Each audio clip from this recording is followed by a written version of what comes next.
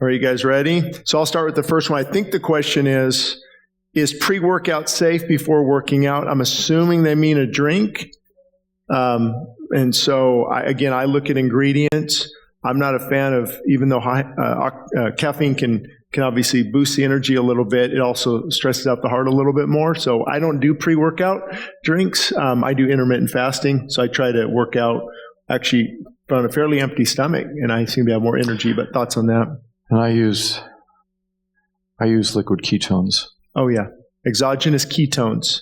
You can buy them about $5 each. It's beta hydroxybutyrate, and that's what happens when you fast. But you're basically getting a dose of ketones that would raise your level to about the level you get of water fasting for 4 days, and it gets there in about within 30 minutes. And and you get about 4 to 5 hours. I took one before we started. I just did now when I went to the restaurant. There are little things called exogenous ketones, and it's straight ketones. And so that's a good pre-workout thing as well, because you're already in ketosis for that. Next question. Oh, this person put like 4 in one thread, so I don't know about this one. Holy smokes. Does cinnamon water help metabolism? I would personally say avoid some of those types of things. Yes or no? I guess we'll go quick. Does cinnamon water affect metabolism? I guess cinnamon in the water could increase... Cinnamon can modulate and help with carbohydrate metabolism. Okay. It is important, but I don't know. I think it sounds like more of a marketing gimmick. Yeah, exactly. And so this person is text number 2. I'm just reading off all of them. What do you plan ahead to avoid bad food choices when an event, stress, or anxiety trigger eating? What to do to plan ahead? Usually I try to eat a little bit before I go to the event, and so I'm not tempted with the taste of nuts and honey. Remember that commercial with the little bee?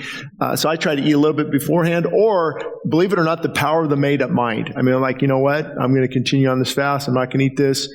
It's really easy for me to get through, but yeah, we try to eat ahead, and then we bring our own food. You already know true. that. Yeah. Which is kind of funny. I bring my own food too, and people are like, why'd you bring your own food? Well, also, it depends. I'm trying to get rid of seed oils and things, and just really, when you're trying to really fine-tune your diet, you don't want to have all these little, because there's always a potluck, there's always a party, there's always a barbecue, there's always a birthday. It seems like it's never ending. And so you do have to make a point to really make the difference. So can protein drinks replace clean meat to support adequate protein in the diet? I know that's why they call it isolated proteins, because they're isolating the protein from the meat into the protein powder. Personally, I think as God created it, is probably always the best route, because you also want those active enzymes absolutely with the meat. Yeah, no, I agree with that. Okay, so that was pretty easy. And if you always, Dr. Paul had a good example of how much protein. The best way to remember is probably a half a gram per your body weight. So if I'm at 200 pounds, I'll shoot for 100 grams. Yeah, and again, I was doing it in kilos, but that's just a kilo is 2.2 pounds. So it's roughly the same. Yeah. And with protein, you do have to be a little strategic, because it's not you don't take in as much protein as you think with our carbohydrate-rich culture. You have to be real strategic on that. Yeah, they give you the proteins, by the way, with a lot of additional carbs on top of that. Yeah. So look for lower carb sources of those protein supplements. Yeah. For me, just a trick, I like to have a lot of fresh caught tuna on hand. So just a can of tuna, a lot of grams of protein, pretty clean right there. What plant foods should be avoided to help with autoimmune disease? Again, I'll let you take it, but I think it's going to have to be a process of elimination, because some of the properties are different. And back, I don't know, 30-something years ago, I put people on complete restriction. I took them off everything. I put them on a fast, and then I would add one food in at a time. And see what triggered it. It took forever. Okay, but later, when we came out with some IgG food sensitivity testing, that made it a lot easier for me. Yep. But the benefits of that is tremendous. And do you guys know that cafe in Santa Clarita that's pretty healthy, supposedly? What's it called, Aubrey? Get Fresh? Or no? Eat Real. So I would go there every time. I'm like, I'm not feeling well. Get the same chicken sandwich. And one day I had a salad at a place with arugula on it. And it's the arugula that no matter how I eat it, I just feel like I'm getting the flu for like 30 minutes. Okay. So I cut out arugula, and there goes that problem. Isn't and then that the other thing is, when you're eating out, is they're not necessarily going to be eating or serving the best oils. Okay, it's seed oils, and well, it's a big deal. They're natural. If you're going to take two tablespoons of soybean oil, you're going to be eating this amount of soybeans. Not natural at all. Or, 2 tablespoons of sunflower seed oil. Well, this much shelled sunflower seeds. Well, I wouldn't eat that much in a year, okay? But we think that's okay. The omega-6s are so toxic. Linoleic acid.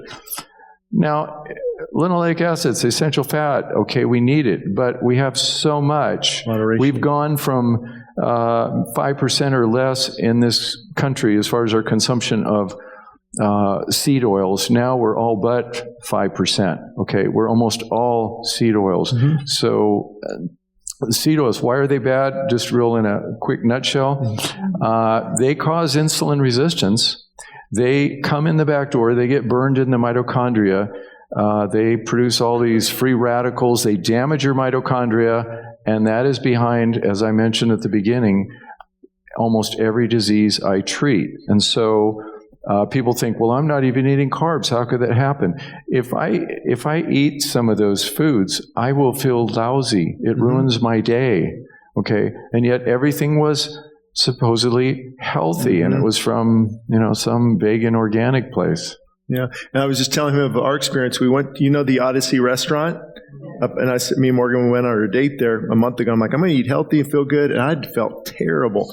It was steamed, I think, asparagus or Brussels sprouts, and a side of a few different sides of steak. Like, how do I feel? But all the oil those asparagus were cooked in, and then the steak, the sauce, each of those had their vegetable oils. And normally asparagus and steak, I'm good, but I felt my stomach hurt. I couldn't sleep well. So, it's sad, but eating out is just, you got to be really strategic. Okay, now we're going to text number 3. Okay, we should probably stop the texting, see if I can catch up. What does 5-minute HIIT look like? HIIT is high intensity interval training. So, can you show us an example? No. Well, you do squats. Okay, yeah. So, I think, who was it? Dr. Bush, who did some of the studies on this, but they just chose 4 exercises. So these are too easy. If I do them, I'm going to do them with some weights in my hand, but it's basically this. So, and I'm doing like, say you do 15 of those, and then I'm 2, 3, 4, 6, okay, and then I do 15 of those, and then I'm back to that. Okay, so if I did 15 seconds, 15 reps, okay, of each one, okay, and there's 4 exercises, well, there's 4 minutes right there, okay, and boom, I'm done, okay, or, I want to do a little bit more, okay, well, just jump down and start doing some push-ups, or you get down on the floor and you're doing scissor kicks, and then you're doing some crunches, and then you're doing some jump over and do some mountain climbers, or you can do some, running in place, high knees. You can do some cross-country, like that. You guys getting good examples. Okay, today, there we go. Yeah. But it's funny, on high-intensity interval training, it's also based on creation.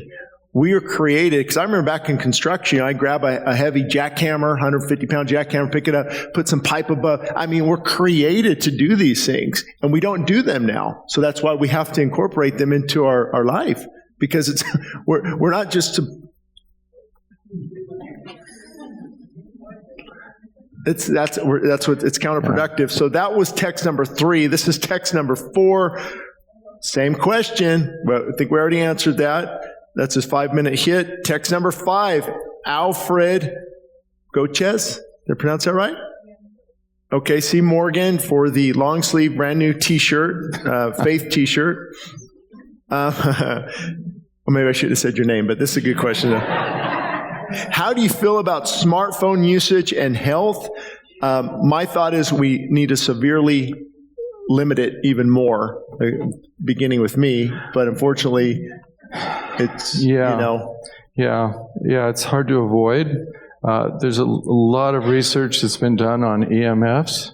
You know what that is? The transmitting. I never hold it to electromagnetic my ear. fields, and again, a lot of that has just been highly censored. And I personally know of a doctor that has been very outspoken on that. And my gosh, the government was coming after him, and because you're talking about $1 trillion industry.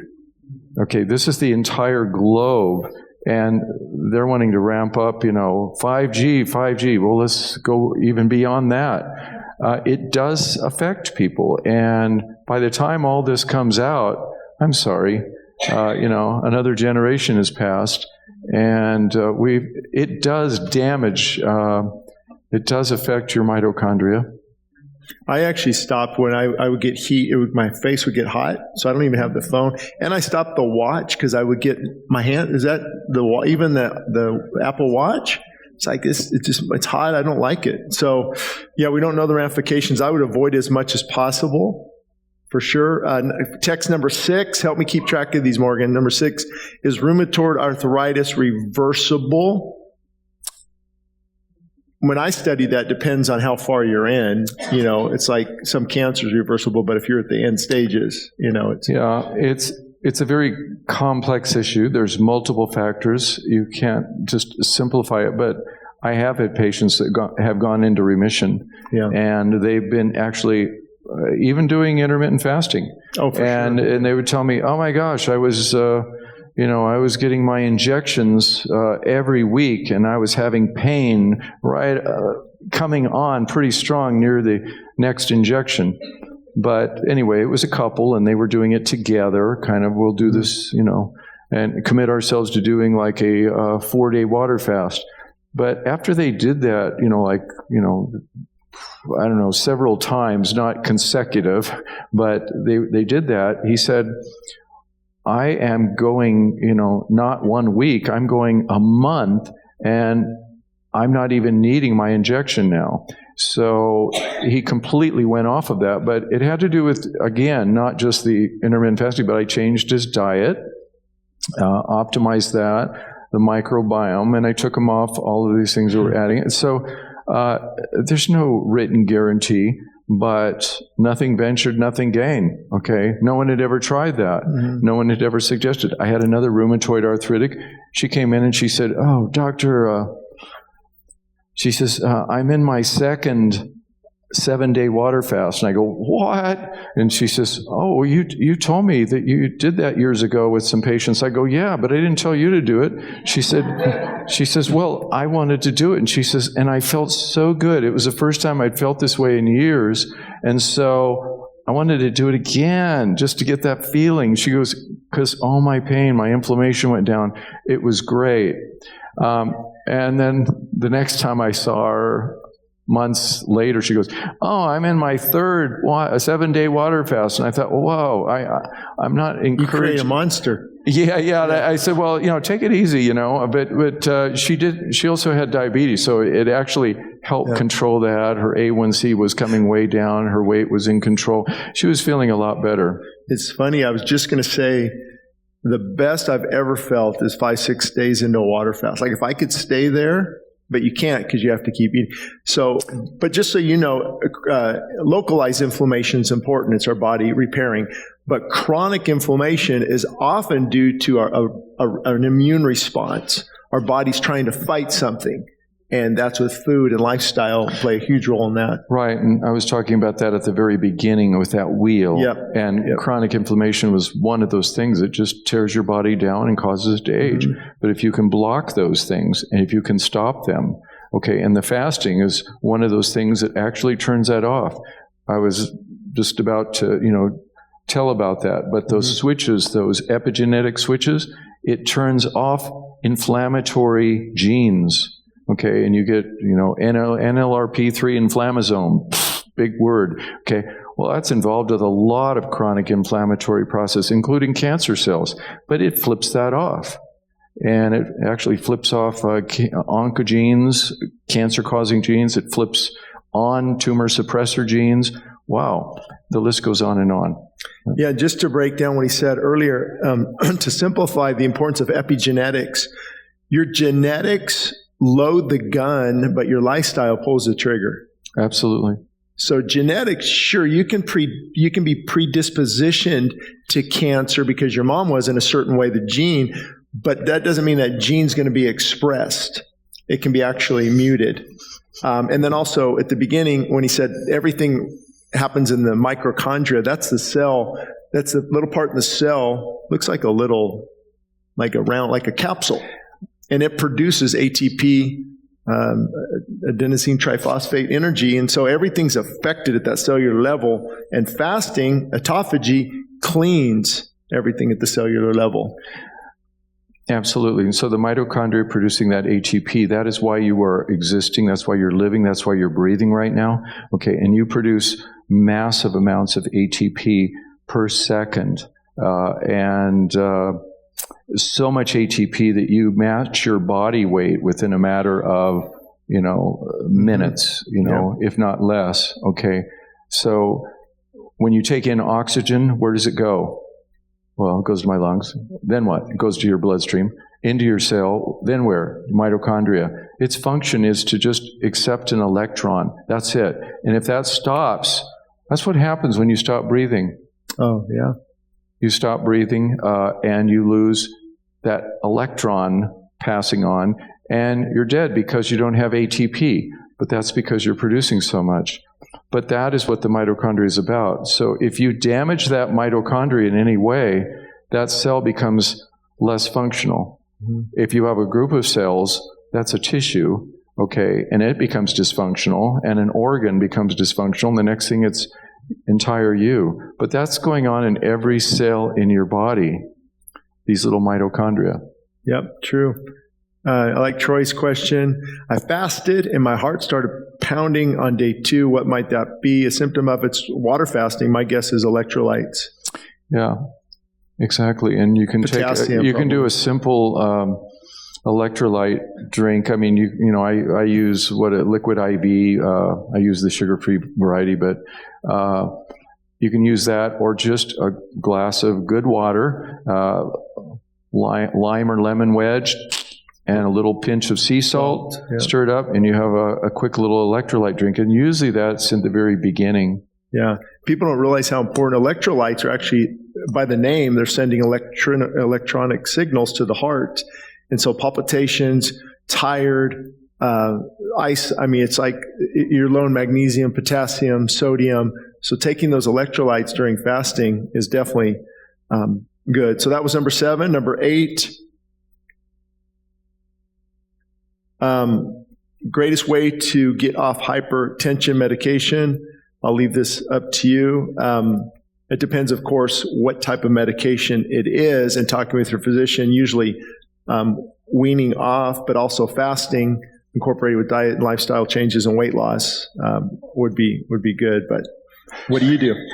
Everything that I mentioned about whole foods and trying to just approach it from whole foods, eating the way your vehicle was designed. That's what I do. And as that takes place, their weight starts dropping.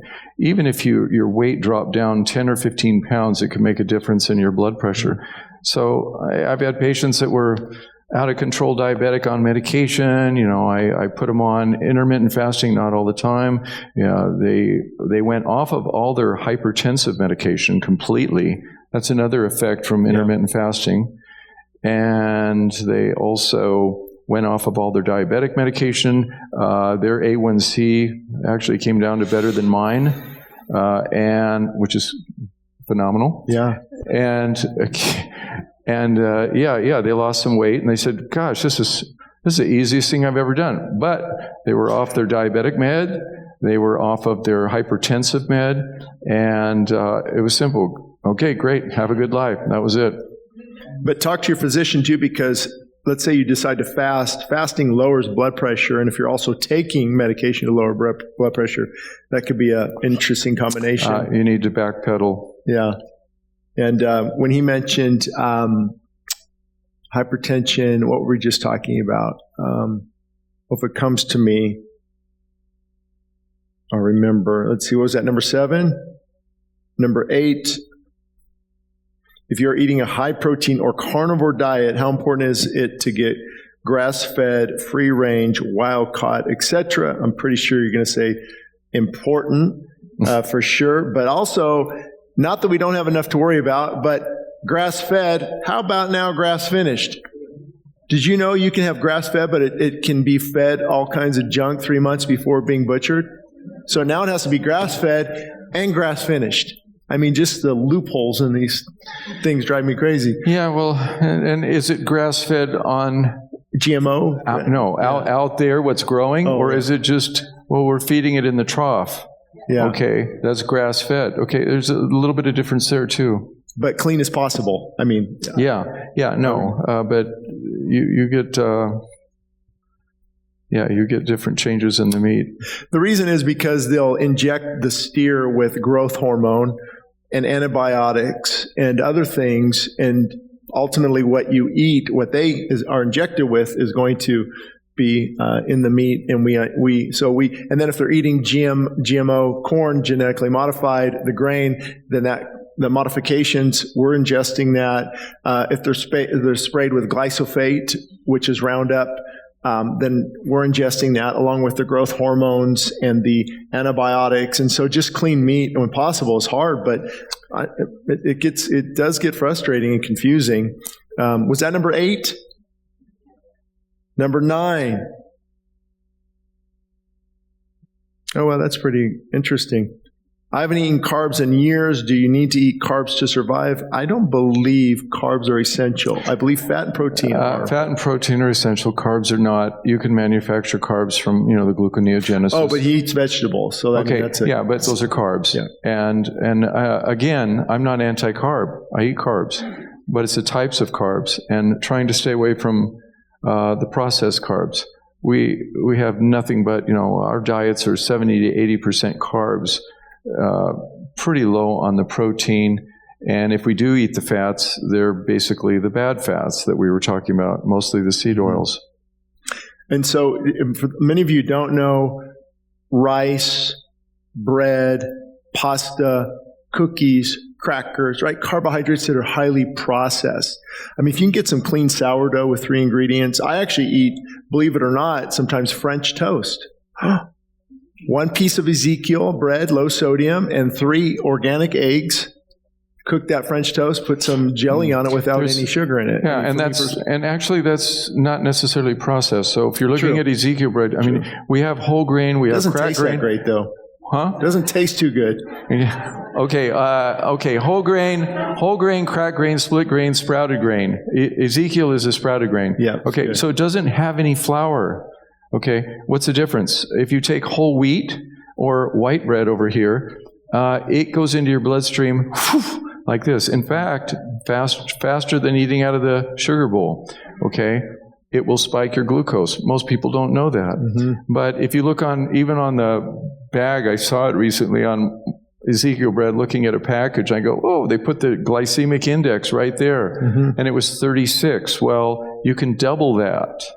72, 73 to get what's in what's called whole wheat bread. Okay, that's processed. People say, well, that's natural. I go, no, high-speed mills, they came about, just a couple centuries ago. We had whole grain. Yeah, a couple decades. That's what Jesus ate, the whole grain. So, and with high glycemic index, it's the rate at which the carbohydrate releases insulin into your blood. So the higher on the index, the higher that insulin spike's going to go. So glucose is 100 and everything is compared on its way down. So if we have whole grain at 36 and Whole wheat up here at 73. Okay. Yeah, not too bad. And it's funny when he was mentioning the Ozempic that's so popular right now, GLP-1, glucagon-like peptide 1, there's 1 and 2, but it actually stimulates falsely glucagon. And so you think you're hungry. I mean, you're not hungry anymore, but really your body still needs the nutrients. And I think that's why the body's also depleting a lot. I mean, they look like they're on a sick a lot of times because of the no protein that's coming in. You know? Yeah, sarcopenia. Okay, number 10 winner for the $100 Sprouts card. Name is...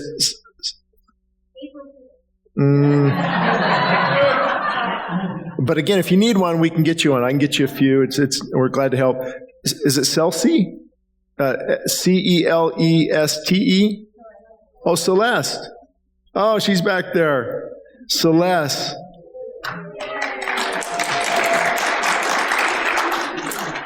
Okay. Is it okay if I read your question, or you want me? I don't have to. You can still win. It's okay? Maybe you can clarify too, Kim, does the alcohol have the same effect as beer for sleep? But beer is alcohol. So I think it really affects the different sleep. Yeah, the different beverages, they, for the most part, they just have differing amounts of water added. Sure. And so, beer, well, it's light beer. It has the same amount of alcohol in it. And if you do the math anyway, it just has the same effect. Alcohol is, I think, one of the worst things for sleep disruption. Yeah. I mean, in fact, any textbook on sleep medicine is going to say, boom, nix that. All right. Well, she won the $100 gift card. How do I reduce LDL naturally? And is LDL supposedly the bad guy? Here we go. Yeah. Okay. So I don't know if I'd want to reduce it, but let's say if somebody does. Okay, so LDL is a low-density lipoprotein, and there's more than one type of LDL. Oh, big particle size? When we do the NMR lipoprofile, which you're familiar with, and so we look at that, there's many of them, but just to try and answer that, there's large, fluffy, buoyant, pattern A, small, hard, dense, pattern B. That cholesterol, the pattern B, is what we find oxidized and ending up in the wall. What drives pattern B production? Glucose, sugar. So I think that's the main culprit. And the large, fluffy, buoyant, okay, it's fat. Okay. And that's a good one to have. Whoa. But not all fat's good. Okay. And so it gets a little, there's too many studies to quote and go into. And even in the last year, there was oh my gosh, when was it? It was just, and just in the last year, we were looking at LDL particles. Okay, we're going to start here. And all these people, it was nearly 180,000 that were looked at over a 12-year period of time. And as time went on, this is your longevity. So you don't want to be on this curve. You want to be on this one up here. So these two bottom lines coming down like this, well, that was the below 70 to 99, and the other one below that was below 70. Well, what are the national standards for lowering LDL cholesterol? You have to get it below 100. Well, if you look at the line above that one, it was actually 190, okay? And then it was 100 to 130, 130, 160. It went up to almost to 190. So, well, wait a minute. That just doesn't make sense. Well, that's right. And that's why we have a lot more to investigate. The problem is not just the cholesterol. Pastor Shane mentioned that cholesterol is super important. Okay, it's one of the most important molecules in your body. In fact, you die if you don't have cholesterol. If you lower it too low, that was why it would explain. If you lower it too low, your Side effects. Your mortality, your all-cause mortality goes up. And cholesterol is being packaged by your liver. And if you don't take it in dietary-wise, your liver is going to manufacture and make it. And what for? Well, it pushes all those vehicles, they're called lipoproteins. They're going to push them out, LDL, HDL, VLDL, and it's going to deliver it. Now, what for? The cell needs it. Every cell in your body is made of a bilipid protein layer. That's what the cell walls are made of. And it's very organized in the structure. But it also needs some cholesterol in it. So if you frame this room and the building inspector comes in and says, not enough cholesterol, tear it down, doesn't meet code. Okay, why? Because the cell will die. It actually needs the cholesterol as part of the functioning of the cell. So is that all cells? Yeah, all cells. Okay, so that's why we need fat and protein, and we need the cholesterol in there. Well, why is it so bad? Cholesterol doesn't get into that wall until you take down the protective coating inside your blood vessels. It's the endothelium is lined with something called glycocalyx. I know I'm getting into a rabbit trail here. That's a good one. Okay. Well, the endothelium is the lining of the cell, or the lining of the vessel, and that's where the damage is. So the endothelium is the lining of your blood cell, and there's something called glycocalyx, and if you thin that out and remove it, and you get these patchy areas with no glycocalyx, that is when the wall gets dinged. Up to that point, those red blood cells and white blood cells, platelets, and all those factors, they don't really touch the wall itself. And what is glycocalyx? It's the same structure you find when you pick a fish up out of the stream. That slime, that is glycocalyx. Well, the fish just, nothing sticks to it. It's protecting that fish. And the same thing with every square millimeter of your endothelium, your arteries, okay, are lined with this. So that stuff never touches. If you thin it out, boom, that's when it starts happening. So the little dings, nicks, rending of the fabric, so to speak, that is going to create little platelets to come in, try to repair it, and oxidized LDL cholesterol, mostly pattern B, ends up in that wall. And it sets off, because it's oxidized, by the way, it has to be oxidized first. It sets off this inflammatory process, and that's how you get arterial sclerosis and plaque. Now, this thing about the glycocalyx and the thinning and all that, that's relatively new research, but it hasn't come down, into being taught. Doctors are basically told the main thing is just lowering LDL cholesterol. And it's not necessarily the case around the world. And there's not, just because, the majority of people believe in it, there's a consensus, doesn't mean it's real or right. We have to go back, again, going back to the studies that we based everything on. Why do the Eskimos have no heart disease, but they're eating high amounts of fat? Okay, why is this? Or, we were talking about the 7-country study. Wow, how come that information never came out? Well, there's a lot of money tied into this. Yeah, and the medical industry usually is about 20 years behind. Yes. I don't know if you knew that, but all this breaking research, they're still back 20 years. So it takes time to get cut up. That's why they're still recommending statins. Statins actually tell your liver to stop producing cholesterol. So there might be a time and a place where you can talk to your doctor about that, but that's not the answer necessarily. And I could be wrong, but I believe when they studied all of the centenarians that are over 100, they all had high cholesterol and high LDL. Okay, so they fit into those curves those lines that I was just showing you. The centenarians, and this was a 35-year-old Swedish study. Actually, there's more than one. There's lots of them on the centenarians, and they found out the biggest predictor was the HDL. And so we have a lot more newer studies showing HDL. So what do the insurance companies look at? They want to look at your total cholesterol HDL ratio. But the cholesterol profile that 99% of everyone out there is getting. It's the same test I was using 35 plus years ago. It hasn't changed any. But what we mentioned earlier was the lipo profile, the NMR. What he's mentioning is a small particle size has a tendency to stick easier. The big fluffy particle size doesn't stick. Don't get confusing, but it's a little confusing. Also, I remember what I was going to tell you. Did you know 100 calories from broccoli has more protein than 100 calories from steak?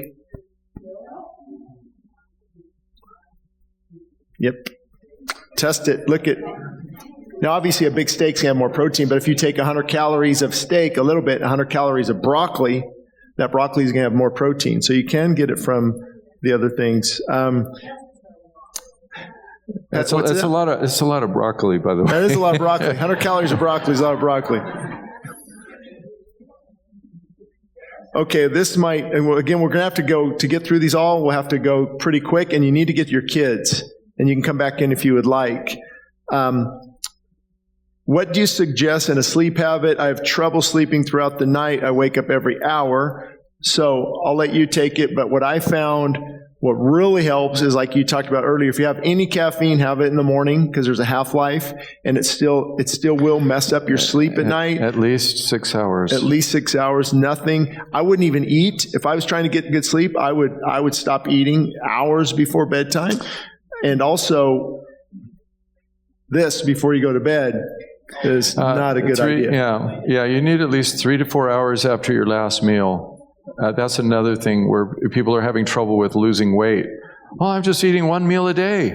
And I go, and what time? And I go, as soon as I get home from work. And I go, then when do you go to bed? About an hour or 2 hours later. And I go, so you're one meal a day? I go, that's the sumo formula. That's what sumo wrestlers. I go, they'll eat this huge meal at bedtime. That's it, okay? And they might work out all day. They're athletes, okay? They work out, but they gain weight on purpose. Right. Okay, this might just be the quick answer because we could go deep on this one too. The benefits of infrared sauna, basically red light therapy. I know it affects the body. All right. So near infrared, as opposed to longer wave, far infrared, that would be better as far as mitochondrial benefits. If you do this, even the Swedish saunas, those are fine. But the heat, it causes heat shock proteins. It causes changes. This is one of those stressors that I mentioned. Hormesis, a stressor. You stress the body. You create these proteins, and it actually has anti-inflammatory effects. Has tremendous cardiovascular effects.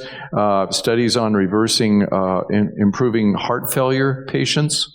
Okay, blood pressure changes and increasing longevity.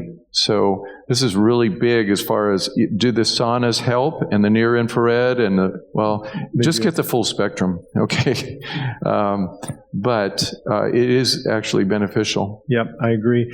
And then have you heard of sea moss, and is it good to take? I mean, other than the iodine benefits, and the thing with supplements is nothing is a magic pill. Everybody wants to, can I take this?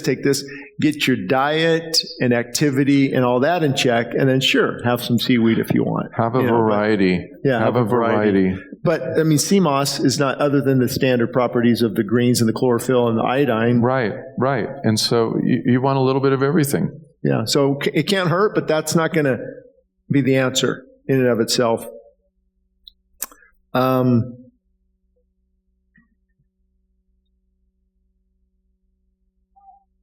Best foods to eat for hair and scalp issues, assuming probably a woman losing hair. Best foods. How effective can the food be in combating other factors of stress and genetics? And I think it's everything you talked about. So. No, the diet is the key with the hair, and it's also balancing hormones and making sure there's a lot to be said about, making sure your adrenals are functioning well, which affect your thyroid, and your thyroid affects everything. And where are the thyroid receptors, T3 receptors? At the mitochondria. That's what turns the factory on. If you don't have enough, you're low thyroid. I'm so sluggish. I can't think. Gee, my bowels don't move. My skin is dry. Those are all functions of various tissues and cells based upon mitochondrial function. So if the mitochondria aren't healthy, okay, boom. But it's all about the thyroid. So yeah, there's nothing you could take specifically for that. It would be getting the whole body healthy and a reset. Start working on these areas we talked about slowly and make the changes and wean off all the things that you should wean off of. What is the latest length of time to eat before bed? They recommend a minimum of 3 hours.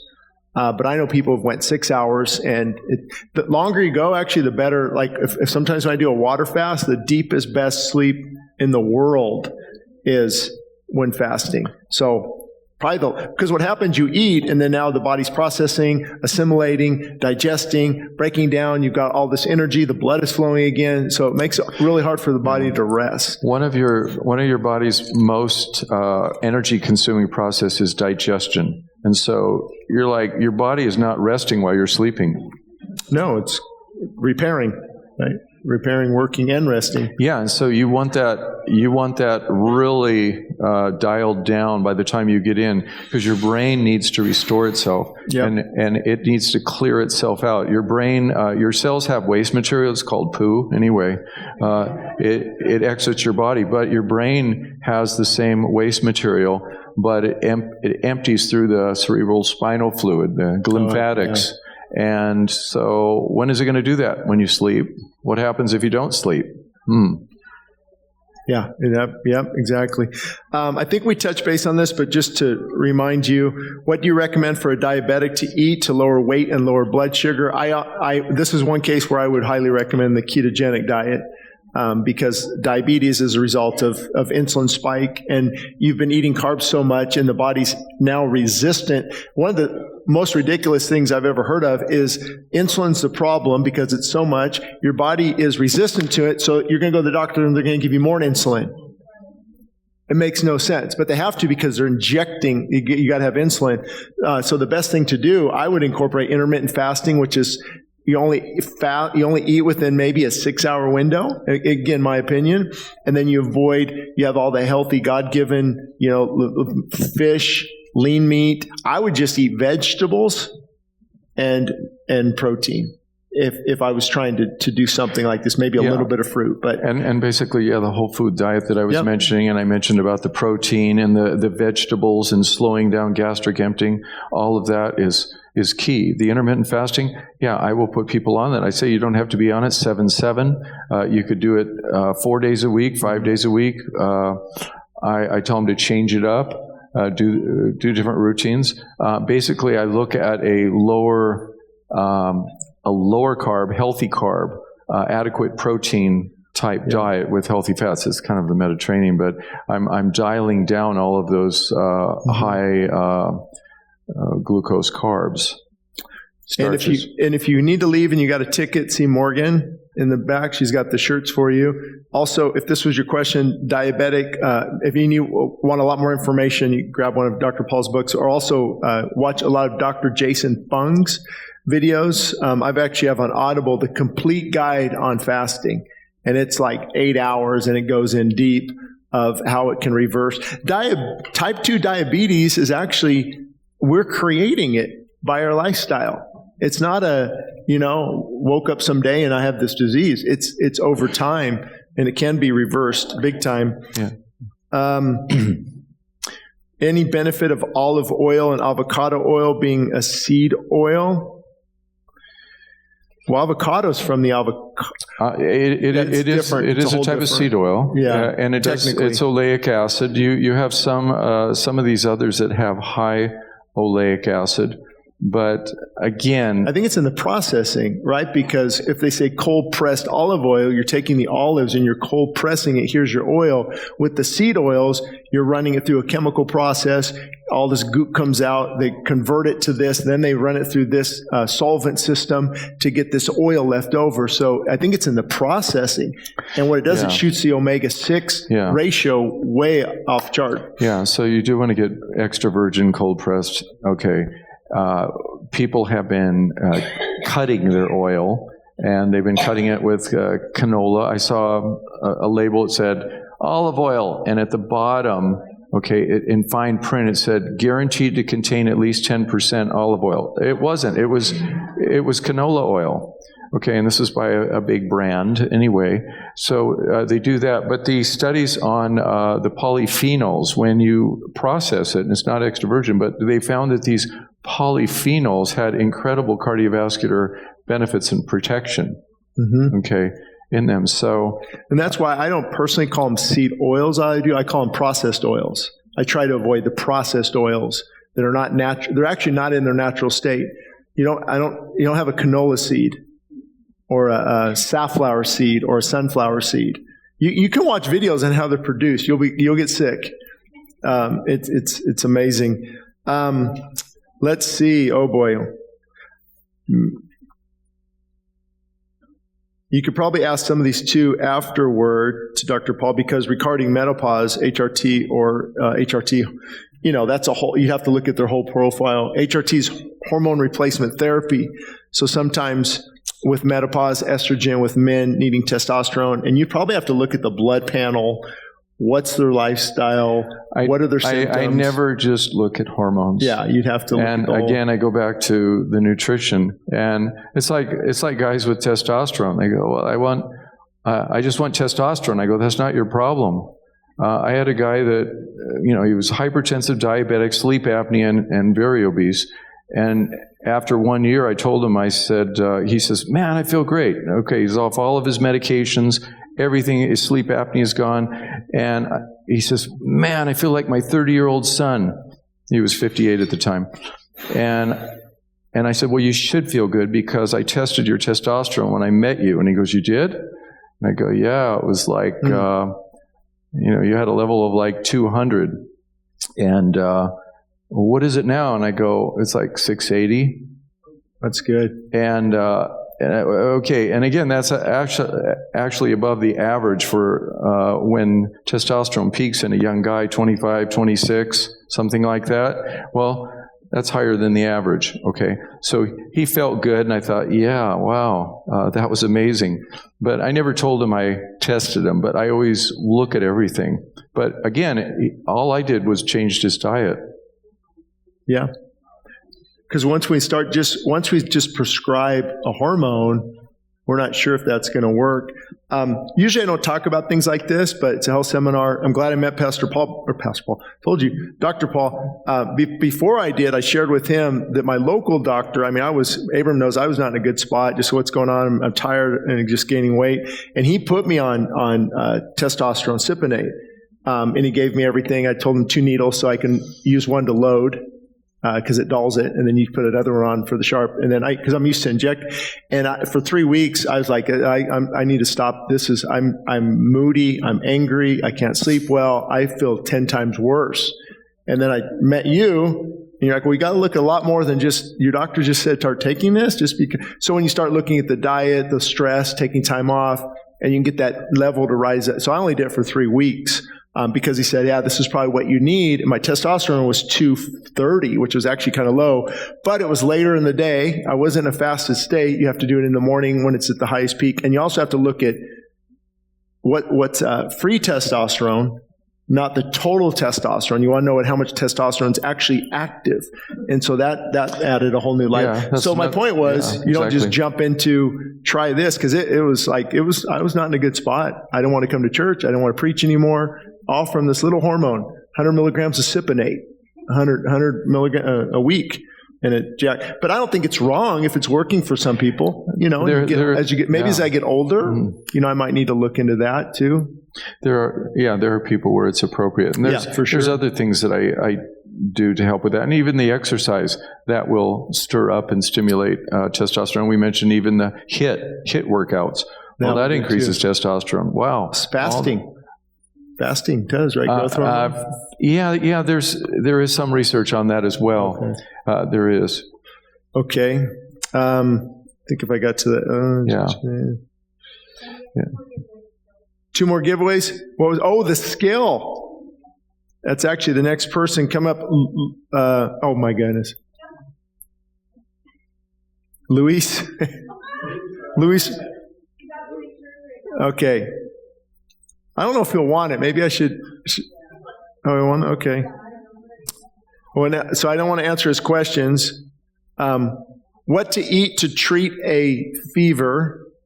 Believe it or not, they used to fast. I mean, the best thing to do is to let your body heal itself and not eat. Yeah. I don't know if you have. Do you want me to comment? Yeah, absolutely. Okay, so where does the fever come from? Well, that's your body, that's right? The virus is causing the fever. No, your body's causing the fever. Why? If you elevate the temperature a little bit, kills the virus. It actually stirs up the immune system. It's better at fighting it. So what happened? Well, the immune system said, hey, we need to fight this thing. Let's turn on, this is at the hypothalamic level, turns on your thermostat and says, raise it up a couple notches. Okay? And so that's all because of your immune system. So what happens when you get sick? I lost my appetite. The virus just took my appetite away. Was it the virus or was it your immune system?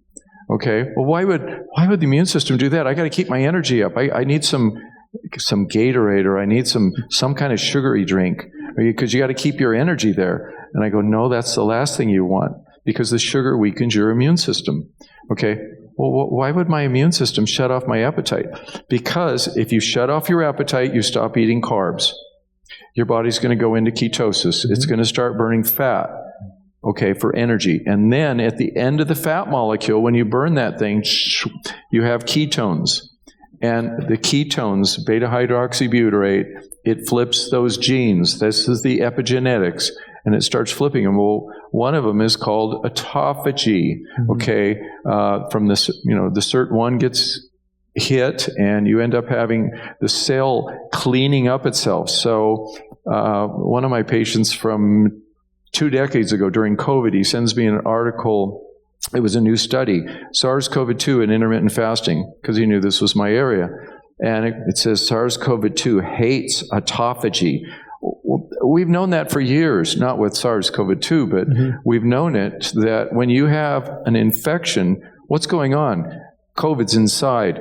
It's manufacturing its proteins, not just one, but it's multiple. It's manufacturing them out of your equipment, and they're not all put together yet. They're not assembled. So your cell's accumulating all this stuff inside. But if you're in autophagy mode, guess what? The cell says, wow, I need some energy. Hey, start stripping the wallpaper. I don't know. We'll do anything. Oh, hey, what are all these proteins doing over here? Oh, we don't need these. Okay, and in this case, it's SARS spike protein. And we're going to just put them in these little lysosomes, and we're going to dissolve them, and we're going to use them for energy. By the way, that was our materials that the virus used.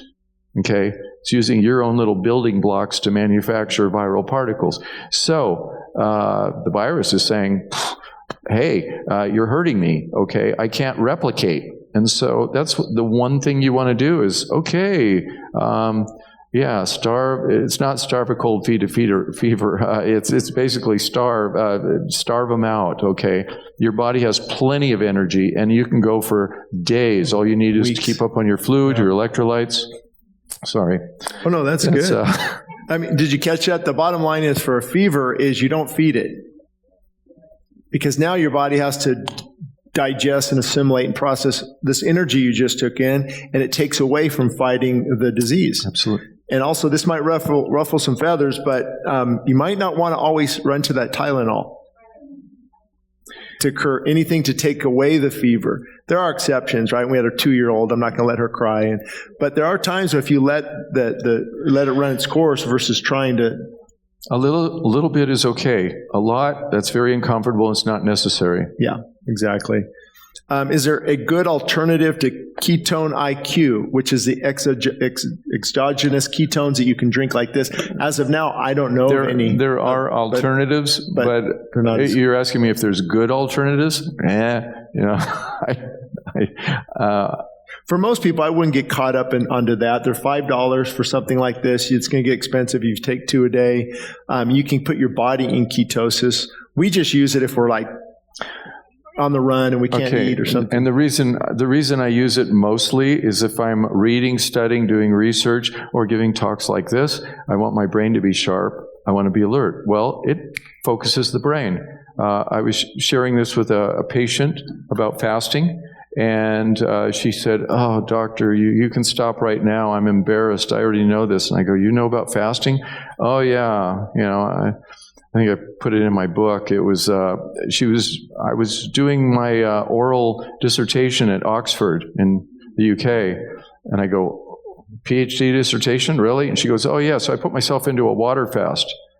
Why would she do that for her PhD dissertation? Because it gives you a super focused brain. Mm-hmm. That's what ketones do. And I was shocked. I go, "Wow, that's a first." And I said, "I bet everyone thought you were committing suicide." And they go, "Yeah, why would you do that before you're doing your most important dissertation?" And anyway, that's the point. Well, I mean, it was all those Aristotle and all those who had their students fast for weeks. It's very common practice. Hippocrates. That's who it was. He was the father of medicine. He used fasting as a treatment. They didn't know why it worked, but they knew it worked, and they described the effects. They were very good observationalists. So this is a question. I'm not going to use the word, but it starts with VAC. And let's do this. Okay, because YouTube will take me off again. You know what I'm talking about? Or a 21 gauge right here. VAC. They said it out there. But the question is, do foods directly link to autism? I think, the food coloring and all that for sure. But let's throw in there, too, your opinions on the jab. Because I think sometimes it's, maybe a person would need to consider some, but we don't need all 44, whatever they are, and with the COVID and just being careful and sensitive to. Well, this will probably be. Because I don't know. This will be pulled off. If I comment on it, they won't. They'll pull it off. Okay. Well, we can say foods do affect autism, I think, or no? Let's use the word A. No, it's what I mentioned about dysbiosis. I had a friend of my son's a few years ago. He says, he's doing his senior paper on at the university on autism and the microbiome. And I said, hey, that's great. He goes, "You know about it?" And I go, "Well, yeah, I know. It's nothing actually new." What he was saying, it takes 20 years sometimes, or 30 years sometimes, for the rest of the community. But they were looking at this decades ago. And there's a link between the microbiome. It's called the gut-brain connection, but the microbiome, this is your gut bacteria, and autism, Alzheimer's, depression, anxiety, various other mood disorders, schizophrenia included. For sure. It's not all the same, and I'm not saying, that's just the whole cause, but it actually contributes, and they've linked that to autism. But that's one of many things. If you go to a autism conference, you'll find that they talk about a number of things that linked. And even surprisingly, I think their number 3 was EMFs, which, what? Okay. But kids have been on computers a lot more. This is electromagnetic fields. Okay. And they're going, "Well, that's crazy." I go, "Well, yeah, but no one's going to talk about it because it's very threatening to the individual if they do." So, and I'm not an expert on that, so. You said feed more proteins to people with cerebral palsy. What about kids? The same? I'm assuming so. I don't know. I don't remember you saying anything about cerebral palsy and protein. Did you? No. Well, let's just. Should people with cerebral palsy eat more protein? I don't know if that's good. Well, it's not going to harm them. If anything, but it's not the magic bullet. No. I mean, you want adequate muscle function. So again, it all comes back to optimizing your mitochondria in every cell in your body. That includes the muscles. That includes the nerves. Remember, the mitochondria is that little capsule-shaped thing in your cell that controls a lot of the health of the cell. That's a good question.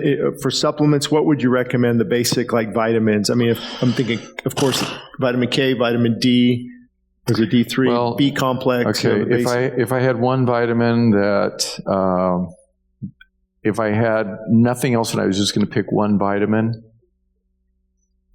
and I didn't have access to the sun, Oh, D3, yeah. it's D3. And by the way, it's not a vitamin. It's a steroid hormone. Yeah, it is a hormone. It's built from, get this, cholesterol. So cholesterol is what you make all of your steroid hormones from. Mm-hmm. So your testosterone, your estrogen, your progesterone, your aldosterone, cortisone, all of those are built on the cholesterol molecule. So if you lower it too low, you start to have dysfunction. And so super, super, super important. Do you use sunscreen? If you do, what kinds? Gotta be careful. Okay, I get some sun, but then my wife says, "Okay, you hit your limit." And I hear the same thing. Okay, so I use some. No, but I don't use any of the EDCs, the endocrine disrupting chemicals, EDCs, and that's been well documented. When I started in medicine, normal sperm counts were from here to here. Oh, it's ridiculous. Okay, how much and if you go below here, that's called infertility. Okay, so now normal sperm counts, this is the high, and this is the low. Oh, well, you mean this isn't infertility? No, this is what they call normal now. Okay, and this is infertility. Well, how did that change? Well, it changed because of all of many factors, including the diet, but the endocrine disrupting chemicals, which things like, I don't want to mention brand names, but anyway, you can look this up, and you can look up safe sunscreens without EDCs. But there's a number of them, but they will affect you, and it gets absorbed through the skin, as you mentioned. Well, yeah, the endocrine, maybe some of you don't know, the endocrine system is the system of ovaries, testicles, pituitary glands, the thyroid, very important system. And these chemicals that a lot of the kids are putting on as deodorant, on their skin, in their hair, it disrupts that. It disrupts the signal, the pathways for them to communicate with the body, and it's just, and that's what they're finding. It's just really the young generation, especially from all these products. Yeah. So there are safe sunscreens. There's zinc. There's titanium. That's what it was. I forgot the name. And they're not the years ago, the zinc paste that you put it on and you turn white. And okay, it's kind of clear. You really have to rub it in well. It's a little bit harder than the others, but it does very effectively block a lot of that damaging. But you do need some sun, and vitamin D is the one vitamin I would go for. It's not a vitamin. Does avocado oil cause insulin resistance? I would say it would be better to prevent it. I've used it for patients, and I said, that meal that you just described, and you told me what your CGM, the monitor on his arm, I said, you told me you spiked up to 180. I said, take that exact same meal, go home and add half an avocado to it, and then show me your curve. He comes back, oh my gosh, I can't believe this. It wouldn't even hit 150, the same exact thing. And I said, what it was? Well, it was the fat? And I said, well, the fat was good because it brings satiety, satiation. I'm satisfied. I'm not hungry. That's one of the problems when you go high carb. You will never be satisfied. Mm-mm. You could put some healthy fat in a meal, you'll feel satisfied. But I said, that's not the reason. The reason is the avocado is just loaded, chock full of fiber. And the fiber, remember the analogy with the stomach, with all those above ground vegetables? The fiber is what slows the glucose absorption. Yeah. And probably one of the highest things that raises insulin on the glycemic index is probably plain white bread, or something like that. If you put like some grass-fed butter and avocado on that, it slows it down considerably, right, the insulin rate. So that's why fat is also really good. This whole thing of getting rid of fat, I mean, we really swallowed it hook, line, and sinker on that one. When it comes to alcohol addiction, fasting can affect recovery in a positive way. Absolutely. There's actually that book by Herbert Shelton. In other words, that's how they used to handle a lot of chronic alcoholism, is put them away into a fasting clinic for weeks, and it would just take time for that addiction to finally break. Unless you want to add to that, but I think No. Let's see.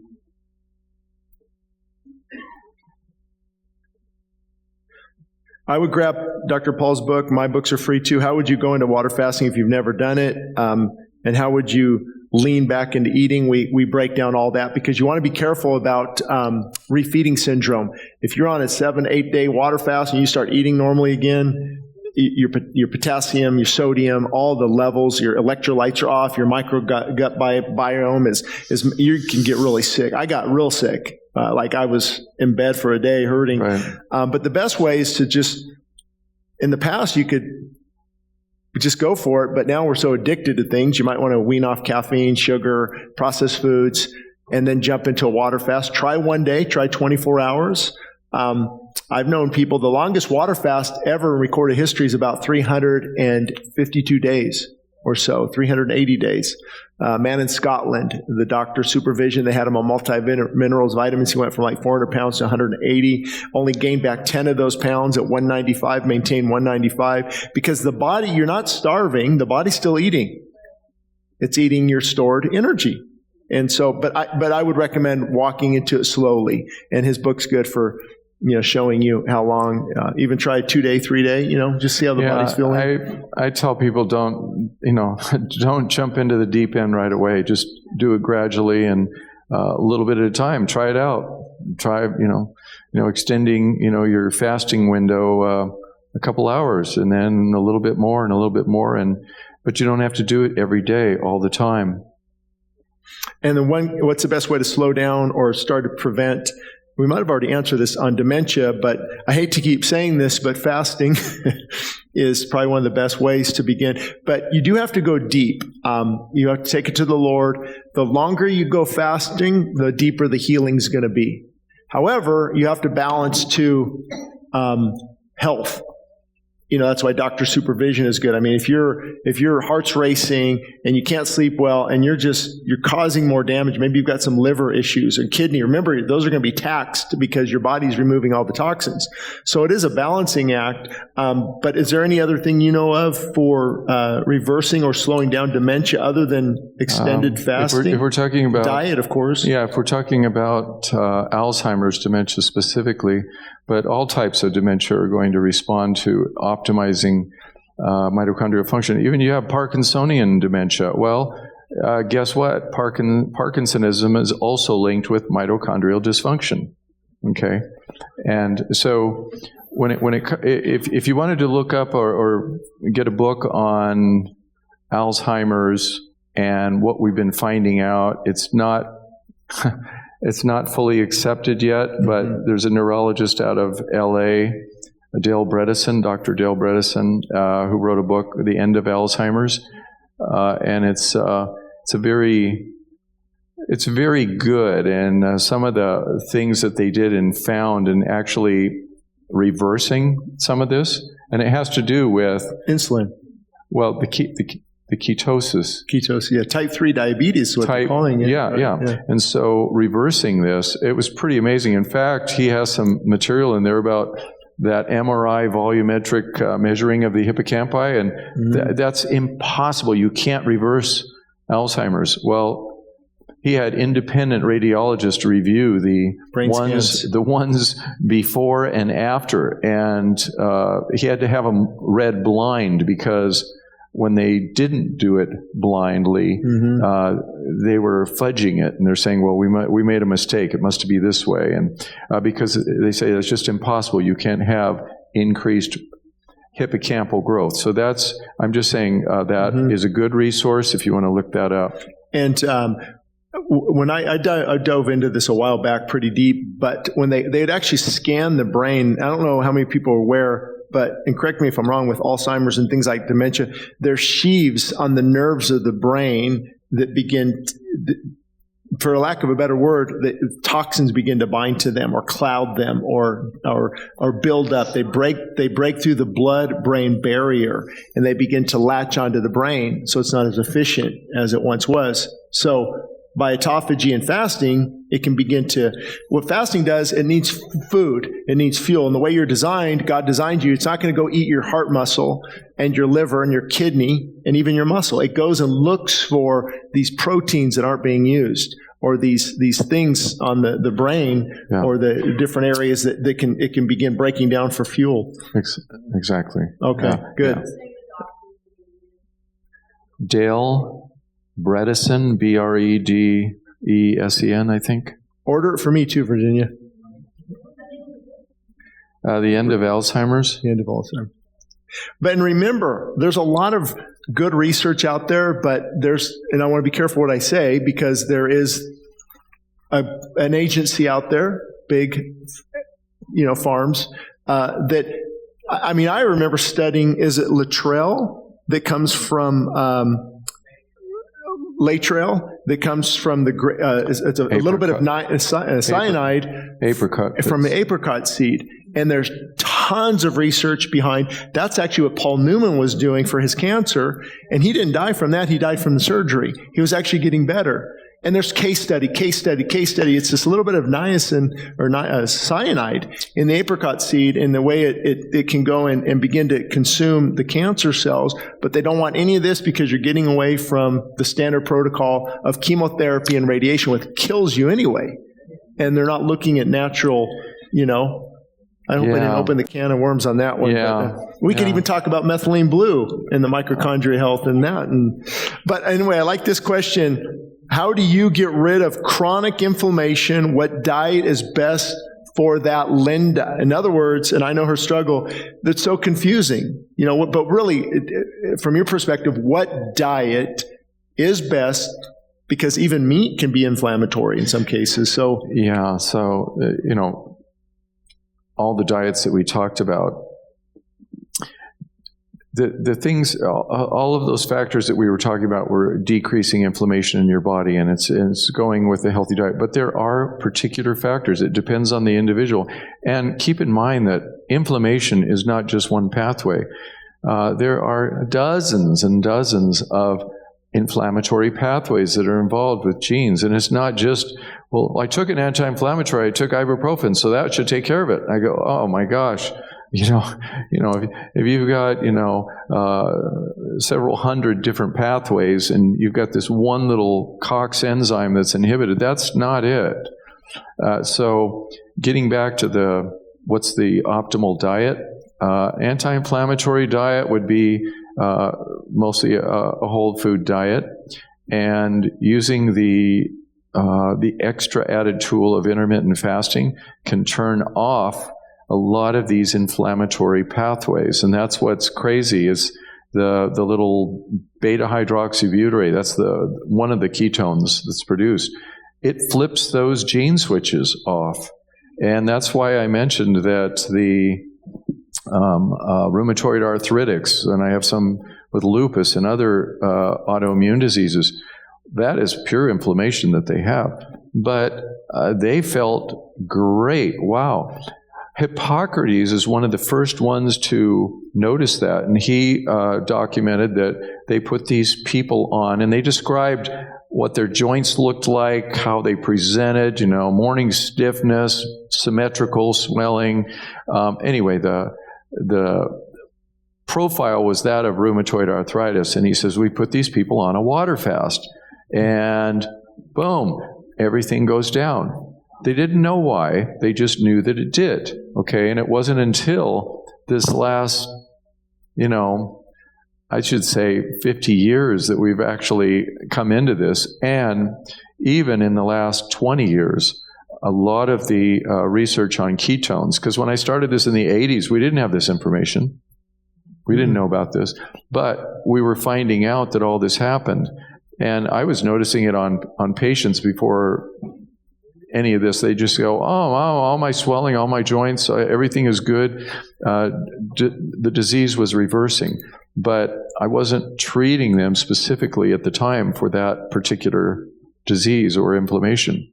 I was just trying to help them with weight loss. Would you recommend, this person can talk to you afterwards too, of course, but maybe water fast and then introduce some things, like see if nuts do it, and then give it time to Well, bring some, the other thing is getting, just even food sensitivity testing done as just one extra rock to look under, because that's easily overlooked, but it's almost too easy when you fix that.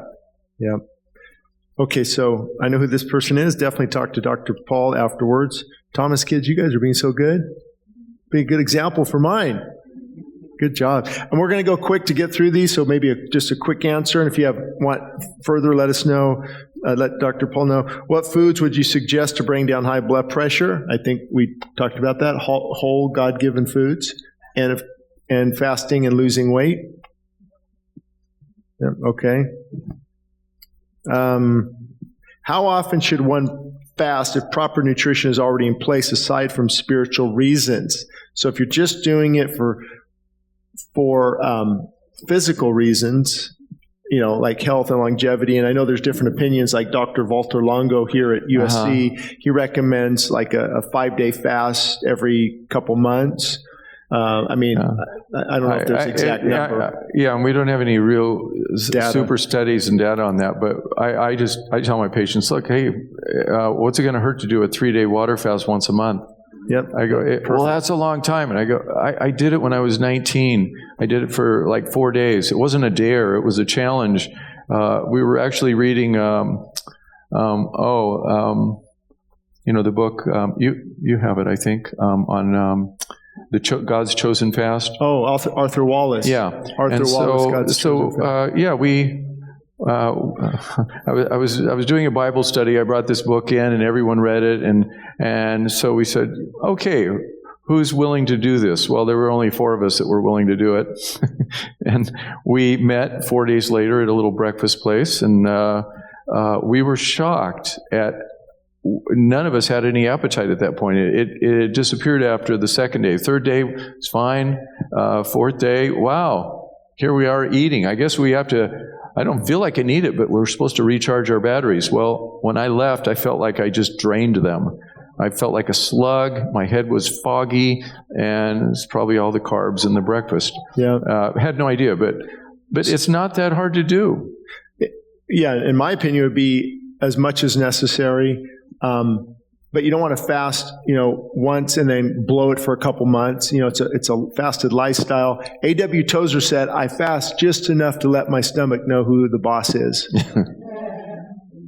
So that's a good one. Diagnosed with osteoporosis, and my doctor wants to put me on, is it Tymolus? T-Y-M-O-L-O-S.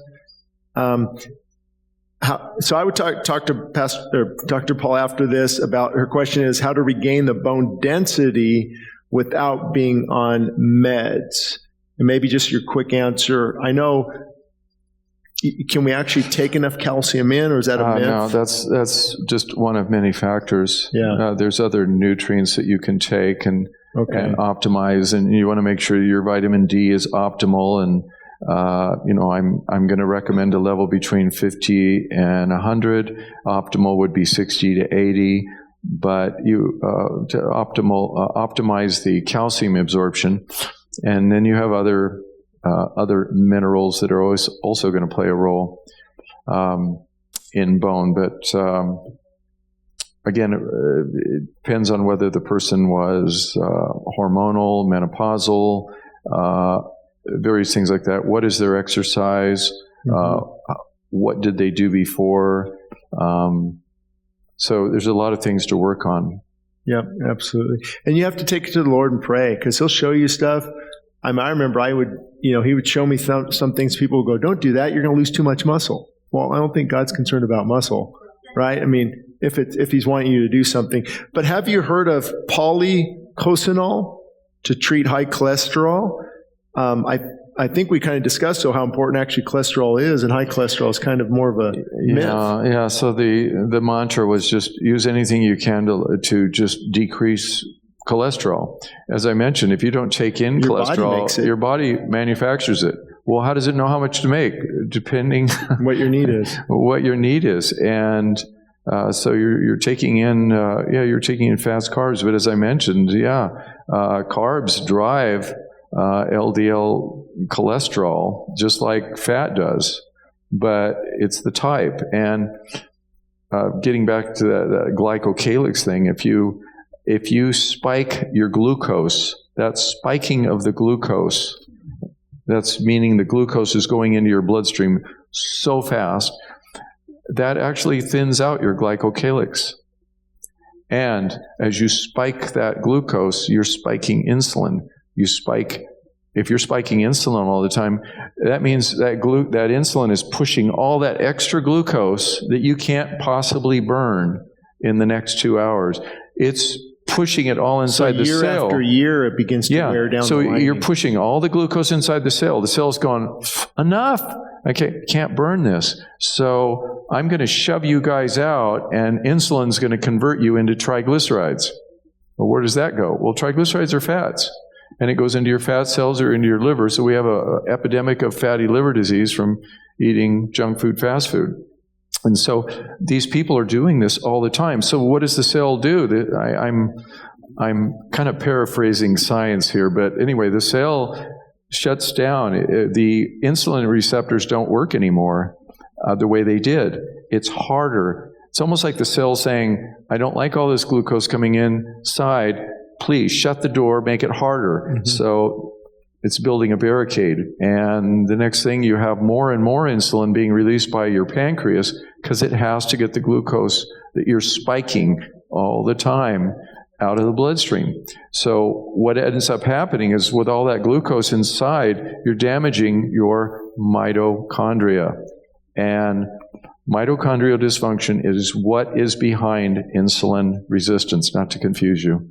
But if you go in the back door with the fats, it causes mitochondrial dysfunction, as we mentioned with the seed oils. That increases insulin resistance because it's damaging your mitochondria. One quick note on this mitochondria. Your Ferrari has engine, there's an engine under your hood, okay?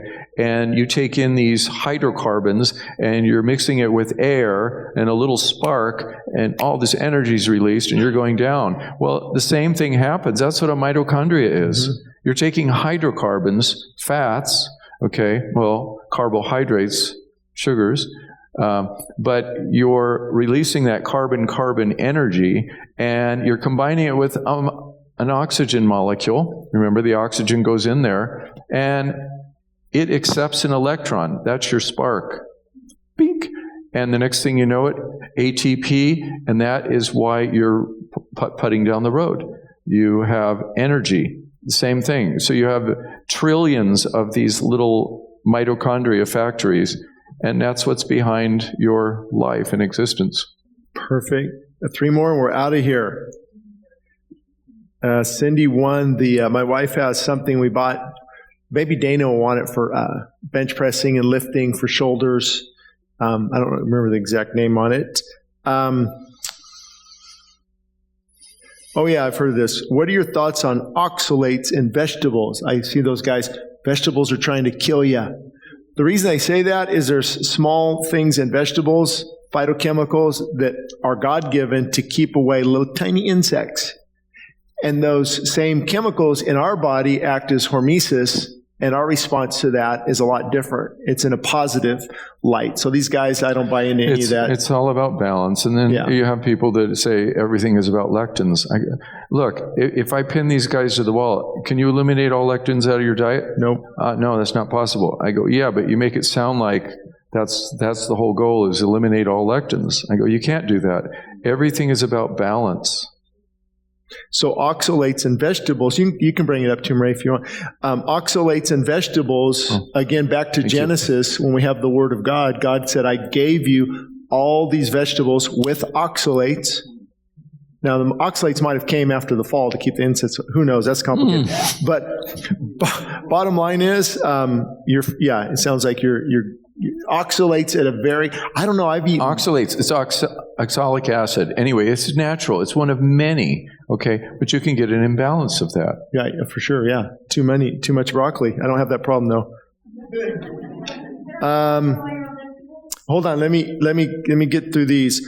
What are the healthy alternatives to the harmful seed oils? I think we mentioned that. Avocado. Even I've written stuff on avocado, but if it's organic, fresh avocado, cold pressed. Cold press is it's not being heated and treated. It's cold pressed olive oil, MCT oil, coconut oil, ghee, grass-fed butter, tallow, yeah. Yeah. So, yeah, we used to use a lot of these saturated fats in the diet. What did our great grandfathers, great grandparents eat? Okay, they had a super high caloric intake. We've learned that our metabolism has slowed down tremendously. Okay. Oh, well, that's because we're not as active. Well, true to a degree, but we found out we're actually fairly close to them. So they were eating huge amounts of food. Their metabolism was much higher, and they didn't have the diseases that we had, and yet they were eating all of these things. Remember back what I mentioned about 65 onward, everything just started going up. And the rest of the planet, by the way, did not. Not all countries have this. So people think what we're looking at here in America is endemic to mankind. It's not. Two more, and then we'll get, if you want to walk back to Pastor Abram, he's got the microphone. He'll be standing in the back. You can ask it. Can children, well, we want to get it on the Q&A recording. Can children from age 7 and up fast? My thoughts on, I would not have kids fast because they're still growing and they still need the nutrients. However, if they're sick, I think it'd be good to, if they can, maybe give it a day or two on that, use wisdom. But. Yeah, I don't see it as being necessary at all with children, but let me reframe that. In many countries, not everyone has availability of 3 square meals a day, okay? And sometimes they will eat, and then they will have periods of not eating, okay? And then they eat. And they become accustomed and used to that. Oh, but they're starving. I go, no, they're not really starving. People think they're starving, but nutrition. They're confusing that. I go, they have plenty of fuel, but I'm not encouraging people to do that to their children. Yep, true. And then I think we answered this.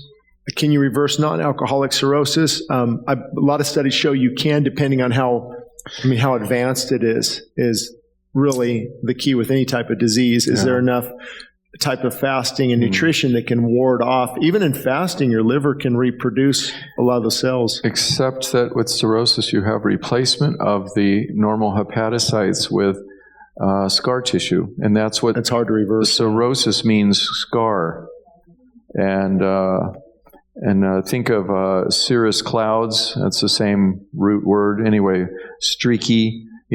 This is all scarring. And so once you burn out a certain amount of hepatocytes, it's very difficult to get recovery of that. Yeah. In other words, the damage has been done. And I think we answered this. What about a 16-year-old fasting? I would take it to the Lord. You can talk to my daughter. She did a water fast at 15, 16. I didn't want her doing it. She was 2 weeks in. I'm like, you look like you lost some weight. She goes, yeah, I'm fasting. I'm like, okay, well, you need to stop this Saturday.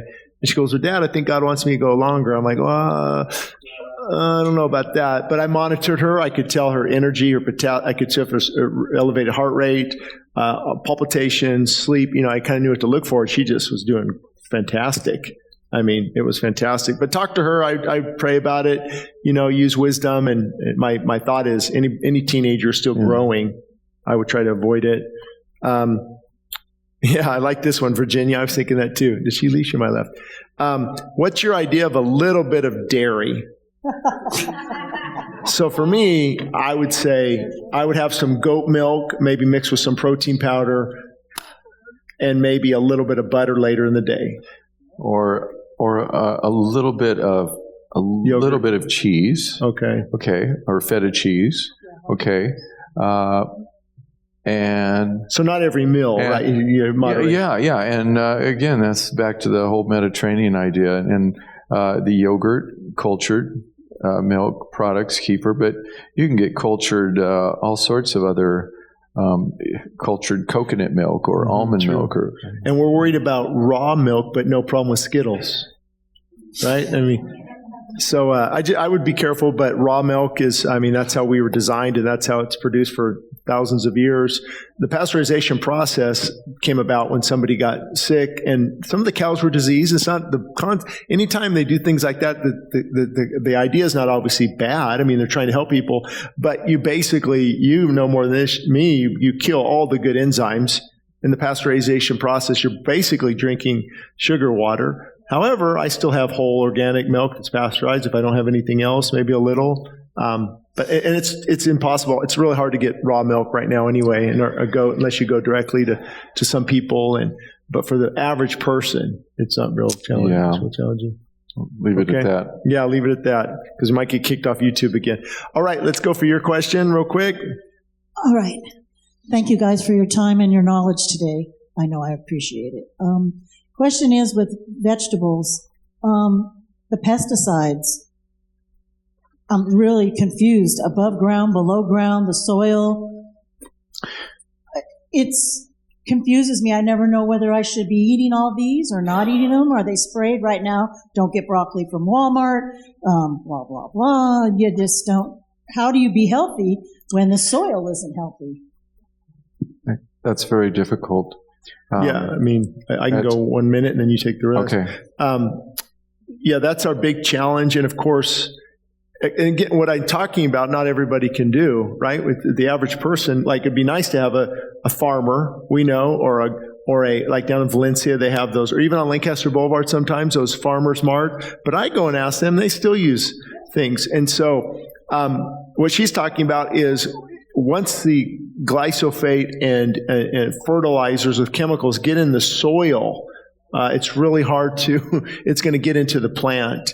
And so for us, like avocado, banana, we don't have to be organic, even though we want to. It's more expensive sometimes, but we try to find organic, fresh fruit and vegetables that's organic. Now, that's no guarantee either, but, at least it's a better choice. So even whether it's on top or underneath, trying to find, and I can sometimes, like Sprouts right now has the big thing of organic blueberries, 3 of those for $12. And that's a pretty good price compared to other ones too. And if finances are a problem, it's funny if you cut out Starbucks, this treat, that treat, this stop, this deli, this, if we cut out our addictions, you'll find that you have a lot more money left over for the things that are important. For eating. But what do you do with her question on the... as far as what, above ground, below ground, and all the vegetables? Well, pesticides, I guess. Pesticides, not get too worried. Yeah, no, and my gosh. Yeah. Right. Yeah, so, ideally, the chicken farmer, and you get your chickens there, or you get your eggs there. But as far as the pesticides, that's very hard, and even the vegetable washes that are out there, it's very hard to get rid of all that. It is super difficult. As far as the glyphosate, and you have in this country, Monsanto rules, and they basically took over so many different crops. And the farmers that didn't want to go that route, they were forced to, because all the crops were blowing their seeds into the other farmers, and they took them to court, and so they were forced into buying Monsanto Roundup Ready whatever, and it's really, glyphosate causes many, many different health problems, and it's been linked with cancer. There is no safe level of glyphosate in the human body. Show me a study. But glyphosate is that's Roundup anyway.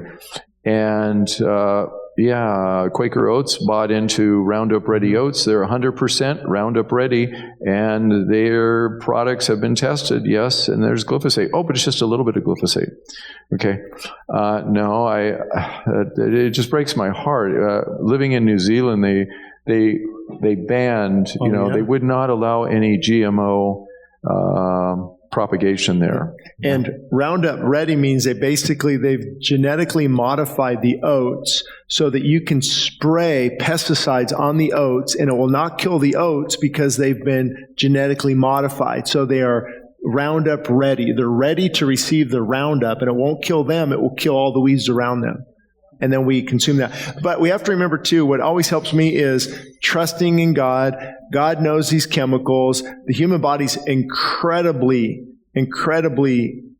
built to cleanse through the liver, through the kidney. The best thing to do is get the weight off of the body, get healthy, incorporate fasting into your lifestyle. So when you do take in the eggs or this, or the glyphosate, or the meat, your body is already in a state where it can really cleanse even better, more efficiently. Right. God knew about all this beforehand. Yeah, and the fasting is a great way of doing a cleanse. Absolutely. Okay, Yeah. and absolutely the pesticides and a lot of these other chemicals and hormones, etc., they end up getting stored in fat, and so when you start burning these fat, You get sick.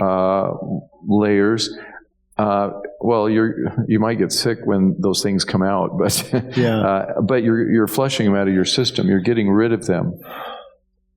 And I would definitely choose organic tea and coffee because the pesticide, herbicide, fungicide is sprayed directly on the leaf, and it goes directly in the leaf to being packaged to your cup. There's not even a cleansing process usually. So you want to use some wisdom there. 2 questions back, and then we'll finish up. Yeah, regarding the replacement of the seed oils, we're using olive oil exclusively now. But my concern is I've heard some things about the heat resistance on some of the olive oils, and I guess that's the main propaganda push on using seed oils is because they're heat resistance, they don't break down. What are your thoughts on the olive oil used for higher temperature cooking? And let me know what your concerns are, if any. If not, then we'll keep using it. Well, you can go on this, but I always look at, again, creation, like how God designed us. God allowed the children of Israel to make the olive oil, and the olive oil was used for cooking. So I don't look too much into that because we're running out of options for oils. And so again, you don't want to you want to avoid the high heat. You Frying. Definitely don't want to be doing deep frying. Stir fry, and you're not generating a lot of heat. Yeah, the olive oil, the avocado oil won't take as much. It's the smoke point or whatever the Smoke point, yeah. But the coconut oil is some medium chain triglyceride. It's a saturated fat, but it has a higher. It smokes easier, does it? Huh? Does it smoke easier? Well, yeah, but you can still use that. I'm saying you can use that coconut oil for that. And then the other, oh my gosh, ghee, butter, saturated fat. Oh, well, you can't use that. Tallow. Okay, can't use that. Well, this is what we were using. When we took that out of our diet, a lot of things fell apart on us.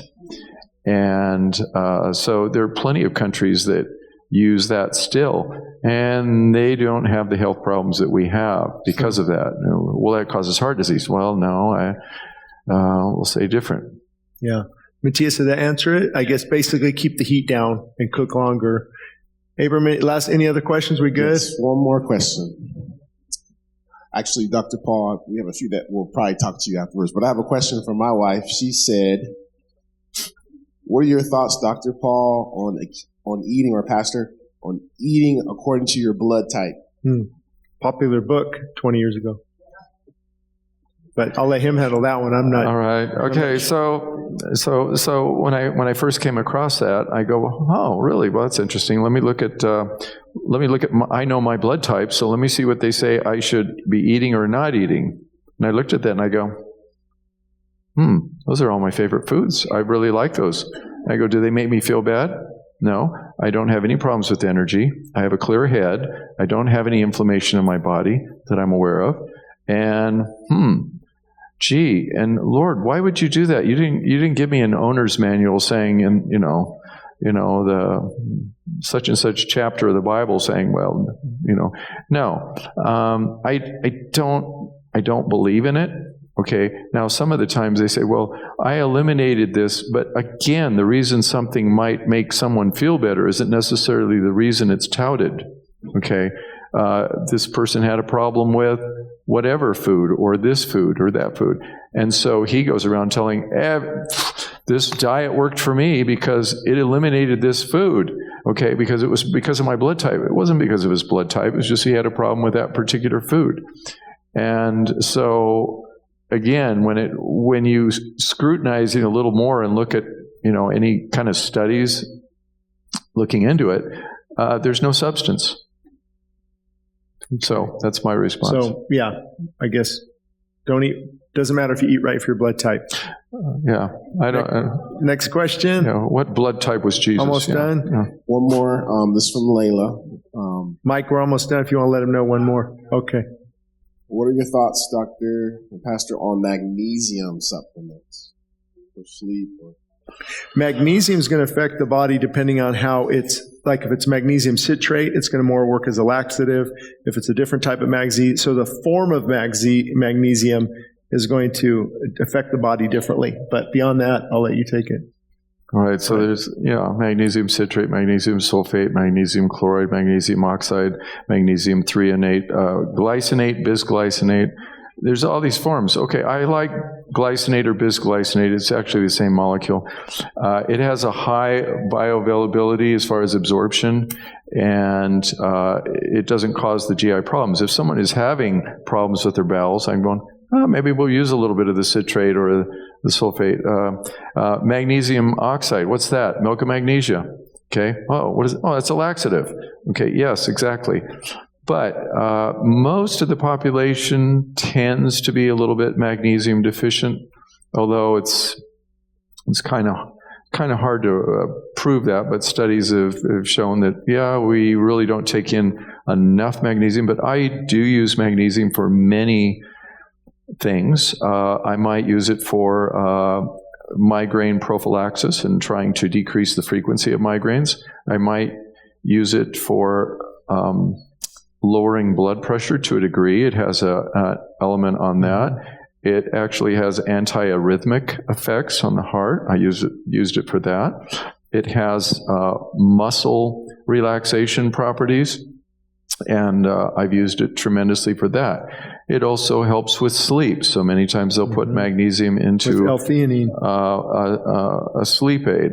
And then it also is a calming mineral, like calcium, but it has calming effects on your moods. So anxiety, okay. I put my patients on plenty of that. Let's see, what have I left out? Anyway, it has a lot of uses. It would depend. Did you say it's Layla's question? Yeah, I'm not sure what for. I'm just reading the text. Yeah, she might want to even take like electrolyte that has magnesium, potassium, sodium, and get it all covered. So I think we're done. Hour and 5 minutes over. You guys are troopers. All right. So let me pray. Do you have any closing thoughts? You're probably pretty good. We could go all day. Keep it simple. Keep it simple. That's the key. Just take the whole foods in moderation. Simple and balanced. Yeah. Life-giving food in moderation and move more. Get rid of the addictions. Okay, fire away. Last. I had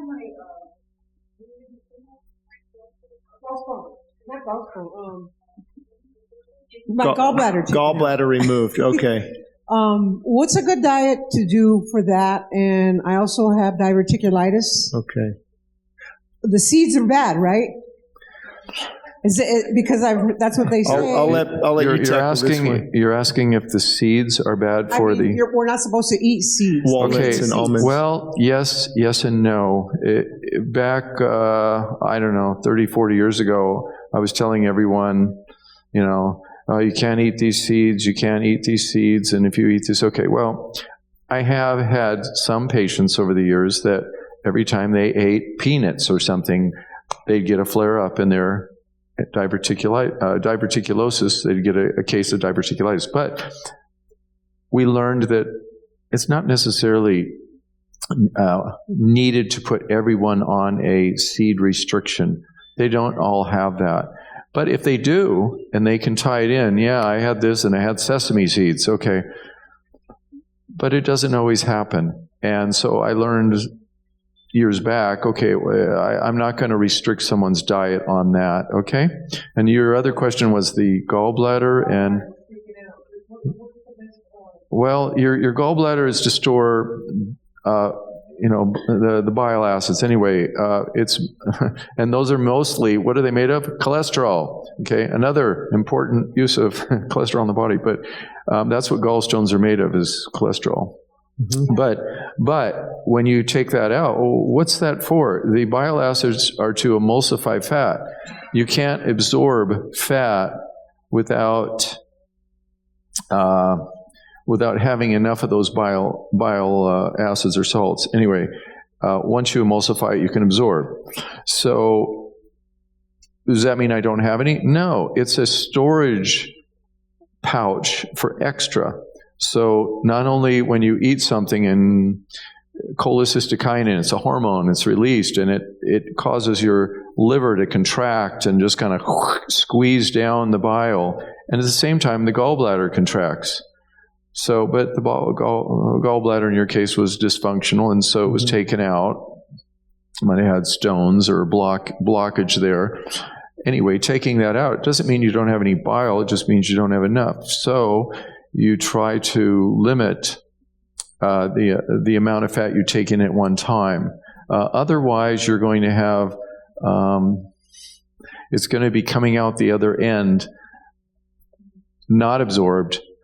It floats. It stinks. Okay.